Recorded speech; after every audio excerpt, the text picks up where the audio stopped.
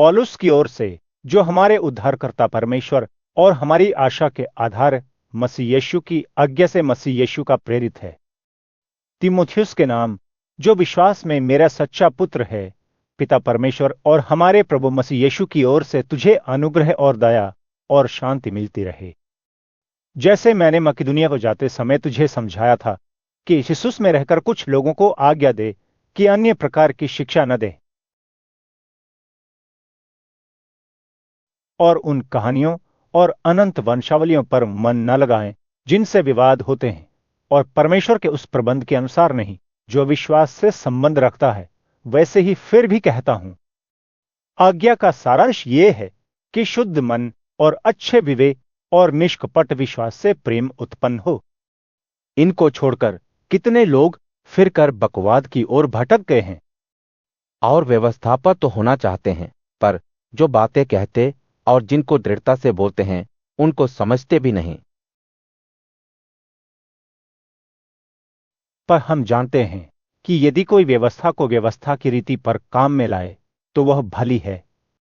ये जानकर कि व्यवस्था धर्मी जन के लिए नहीं पर अधर्मियों, निर्कुशों, भक्तिहीनों, पापियों, अपवित्रों और अशुद्धों, माँ बाप के मारने वाले, हत्यारों, व्यभिचारियों, पुरुषकामियों, मनुष्य के बेचने वालों, झूठ बोलने वालों और झूठी शपथ खाने वालों और इनको छोड़ खरे उपदेश के सब विरोधियों के लिए ठहराई गई है। यही परमानंद परमेश्वर की महिमा के उस सुसमाचार के अनुसार है जो मुझे सौंपा गया है, और मैं अपने प्रभु मसीह यीशु का, जिसने मुझे सामर्थ्य दी है, धन्यवाद करता हूं कि उसने मुझे विश्वास योग्य समझकर अपनी सेवा के लिए ठहराया। मैं तो पहले निंदा करने वाला और सताने वाला और अंधेर करने वाला था, तो भी मुझ पर दया हुई, क्योंकि मैंने अविश्वास की दशा में बिन समझे बुझे ये काम किए थे।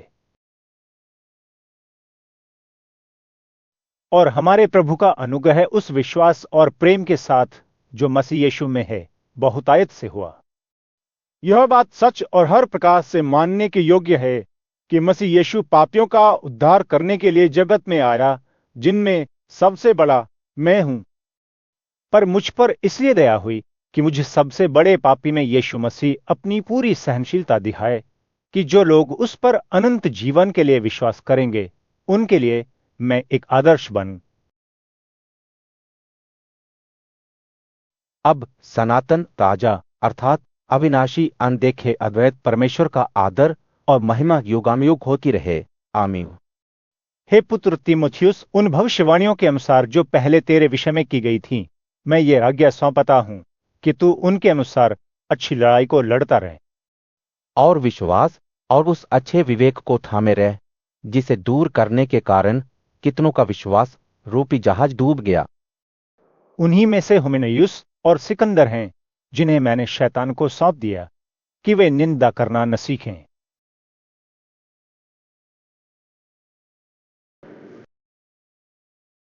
अब मैं सबसे पहले ये आग्रह करता हूं कि विनती, प्रार्थना, निवेदन, धन्यवाद सब मनुष्यों के लिए किए जा, ताजाओं और सब ऊंचे पद वालों के निमित्त, इसलिए कि हम विश्राम और चैन के साथ सारी भक्ति और गरिमा में जीवन बिताएं। ये हमारे उद्धारकर्ता परमेश्वर को अच्छा लगता और भाता भी है, जो यह चाहता है कि सब मनुष्यों का उद्धार हो और वे सत्य को भली भांति पहचान लें। क्योंकि परमेश्वर एक ही है और परमेश्वर और मनुष्यों के बीच में भी एक ही बिचवे है, अर्थात मसीह यीशु, जो मनुष्य है, जिसने अपने आप को सबके छुटकारे के दाम में दे दिया, ताकि उसकी गवाही ठीक समय पर दी जाए। मैं सच कहता हूं, झूठ नहीं बोलता, कि मैं इसी उद्देश्य से प्रचारक और प्रेरित और अन्य जातियों के लिए विश्वास और सत्य का उपदेशक ठहराया गया। इसलिए मैं चाहता हूं कि हर जगह पुरुष बिना क्रोध और विवाद के पवित्र हाथों को उठाकर प्रार्थना किया करें। वैसे ही स्त्रियां भी संकोच और संयम के साथ सुहावने वस्त्रों से अपने आप को संवारे, ना कि बाल गूंथने सोने मोतियों और बहुमूल्य कपड़ों से, पर भले कामों से, क्योंकि परमेश्वर की भक्ति करने वाली स्त्रियों को यही उचित भी है। और स्त्री को चुपचाप पूरी अधीनता में सीखना चाहिए। मैं कहता हूं कि स्त्री न उपदेश करे और न पुरुष पर अधिकार चलाए, परंतु चुपचाप रहे, क्योंकि आदम पहले, उसके बाद हव्वा बनाई गई। और आदम बहकाया न गया, पर स्त्री बहकावे में आकर अपराधिनी हुई। तो भी स्त्री बच्चे जनने के द्वारा उद्धार पाएगी, यदि वह संयम सहित विश्वास, प्रेम और पवित्रता में स्थिर रहे।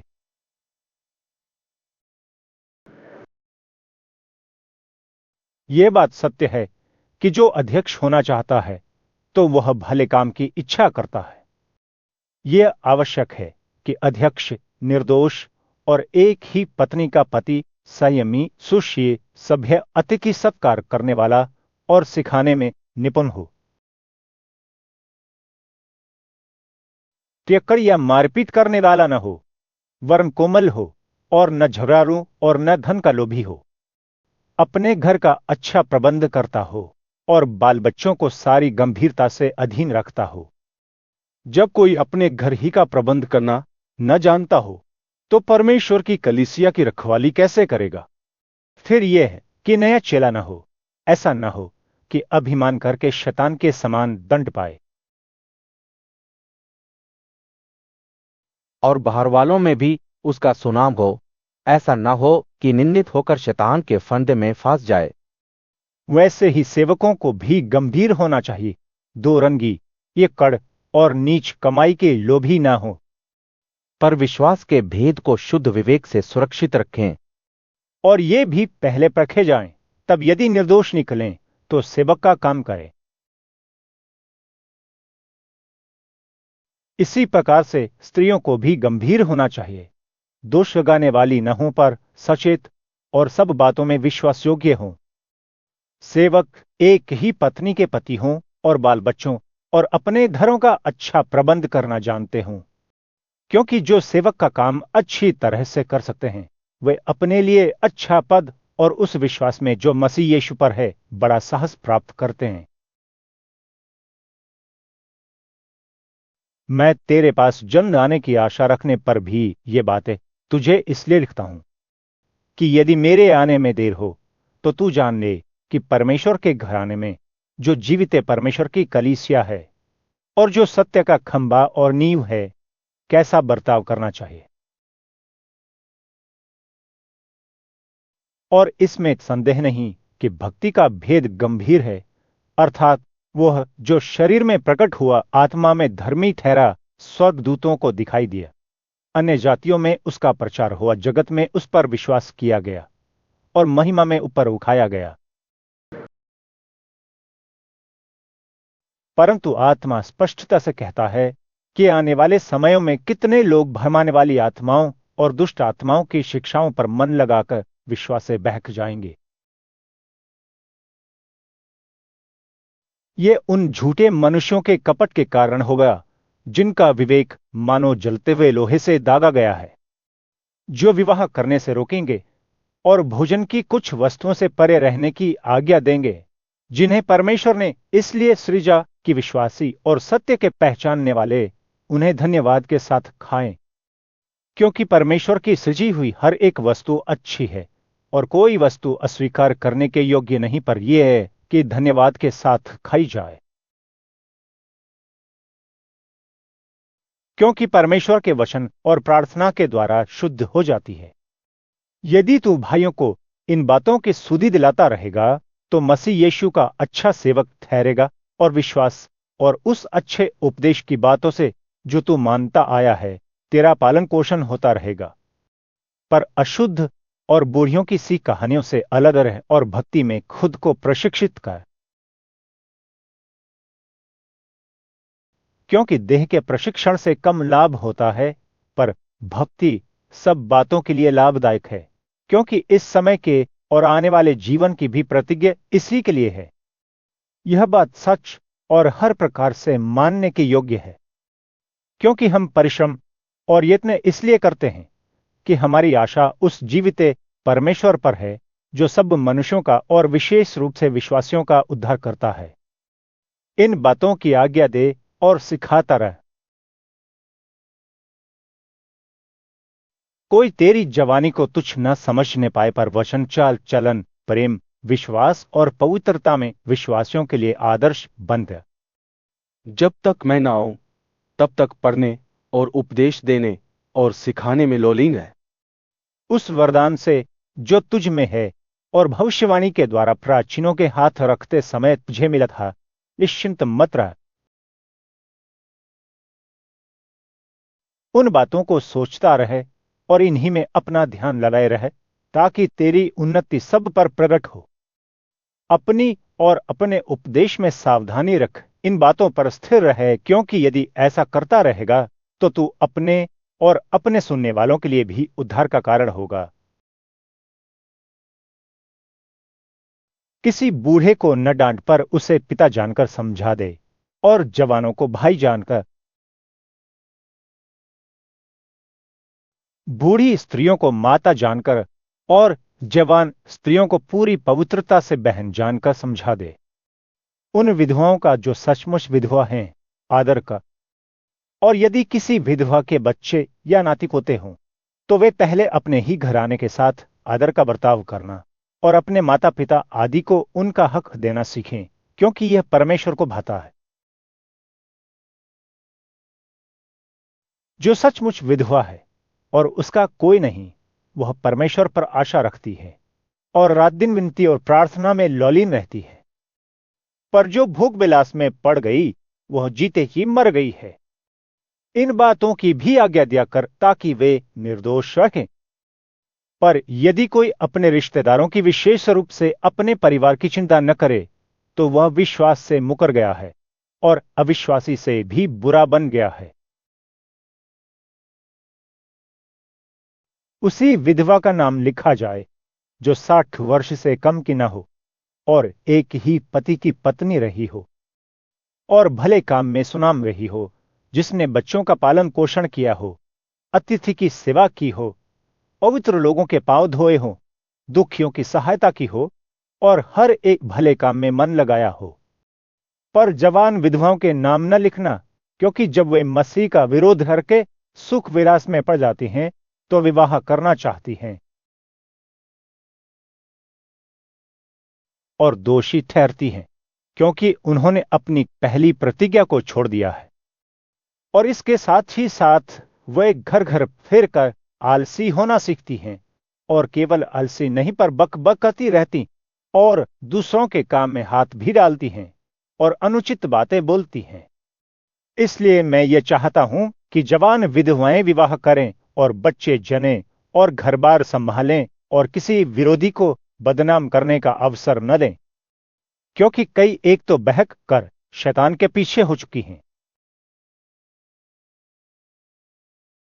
यदि किसी विश्वासिनी के यहां विधवाएं हों तो वही उनकी सहायता करे कि कलीसिया पर भार न हो, ताकि वह उनकी सहायता कर सके जो सचमुच में विधवाएं हैं, जो प्राचीन अच्छा प्रबंध करते हैं, विशेष करके वे जो वचन सुनाने और सिखाने में परिश्रम करते हैं, 2 गुने आदर के योग्य समझे जाए। क्योंकि पवित्र शास्त्र कहता है, दामने वाले बैल का मुंह न बांधना, क्योंकि मजदूर अपनी मजदूरी का हकदार है। कोई दोष किसी प्राचीन पर लगाया जाए तो बिना 2 या 3 गवाहों के उसको स्वीकार न करना। पाप करने वालों को सबके सामने समझा दे, ताकि और लोग भी डरें। परमेश्वर और मसीह यीशु और चुने हुए स्वर्गदूतों को उपस्थित जानकर मैं तुझे चेतावनी देता हूं कि तू मन खोलकर इन बातों को माना कर और कोई काम पक्षपात से न करे। किसी पर शीघ्र हाथ न रखना और दूसरों के पापों में भागी न होना अपने आप को पवित्र बनाएगा।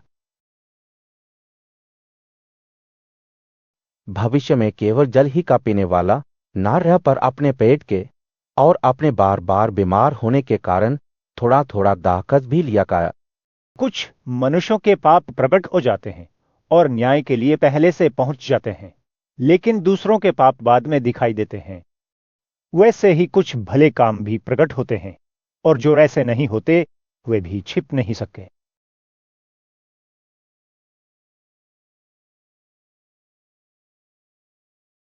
जितने दास जोई के नीचे हैं वे अपने अपने स्वामी को बड़े आदर के योग्य जाने, ताकि परमेश्वर के नाम और उपदेश की निंदा न हो। और जिनके स्वामी विश्वासी हैं, इन्हें वे भाई होने के कारण तुच्छ न जाने, वरन उनकी और भी सेवा करें, क्योंकि इससे लाभ उठाने वाले विश्वासी और प्रेमी हैं। इन बातों का उपदेश किया कर और समझाता रह। यदि कोई और ही प्रकार का उपदेश देता है और खरी बातों को अर्थात हमारे प्रभु यीशु मसीह की बातों को और उस उपदेश को नहीं मानता जो भक्ति के अनुसार है, तो वह अभिमानी है और कुछ नहीं जानता, वरन उसे विवाद और शब्दों पर तर्क करने का रोग है, जिनसे गया और झगड़े और निंदा की बातें और बुरे बुरे संदेह और उन मनुष्यों में व्यर्थ रगड़े झगड़े उत्पन्न होते हैं, जिनकी बुद्धि बिगड़ गई है और वे सत्य से विहीन हो गए हैं, जो समझते हैं कि भक्ति लाभ का द्वार है।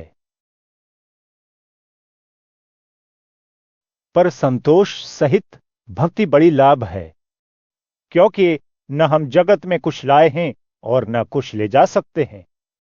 और यदि हमारे पास खाने और पहनने को हो तो इन्हीं पर संतोष करना चाहिए। पर जो धनी होना चाहते हैं वे ऐसी परीक्षा और फंदे और बहुत सी गिरथ और हानिकारक लालसाओं में फंसते हैं, जो मनुष्यों को बिगाड़ देती हैं और विनाश के समुद्र में डुबा देती है। क्योंकि रुपये का लोभ सब प्रकार की बुराइयों की जड़ है, जिसे प्राप्त करने का प्रयत्न करते हुए कितनों ने विश्वास से भटकर अपने आप को विभिन्न प्रकार के दुखों से छलनी बना लिया है। पर हे परमेश्वर के जन, तू इन बातों से भाग और धार्मिकता, भक्ति, विश्वास, प्रेम, धीरज और नम्रता का पीछा कर। विश्वास की अच्छी कुश्ती लड़ और उस अनंत जीवन को धर ले जिसके लिए तो बुलाया गया और बहुत गवाहों के सामने अच्छा अंगीकार किया खा। मैं तुझे परमेश्वर को जो सबको जीवित रखता है और मसीह यीशु को गवाह करके जिसने पुंतियुस पिलातुस के सामने अच्छा अंगीकार किया, ये आज्ञा देता हूं कि तू हमारे प्रभु यीशु मसीह के प्रकट होने तक इस आज्ञा को निष्कलंक और निर्दोष रख, जिसे वह ठीक समय पर दिखाएगा, जो परम धन्य और एकमात्र अधिपति और राजाओं का राजा और प्रभुओं का प्रभु है। और अमरता केवल उसी की है, और वो अगम्य ज्योति में रहता है, और ना उसे किसी मनुष्य ने देखा और ना कभी देख सकता है। उसकी प्रतिष्ठा और राज्य युगान युग रहेगा। आमीन। इस संसार के धनवानों को आज्ञा दे कि वे अभिमानी न हों और अनिश्चित धन पर आशा न रखें, परंतु परमेश्वर पर, जो हमारे सुख के लिए सब कुछ बहुतायत से देता है।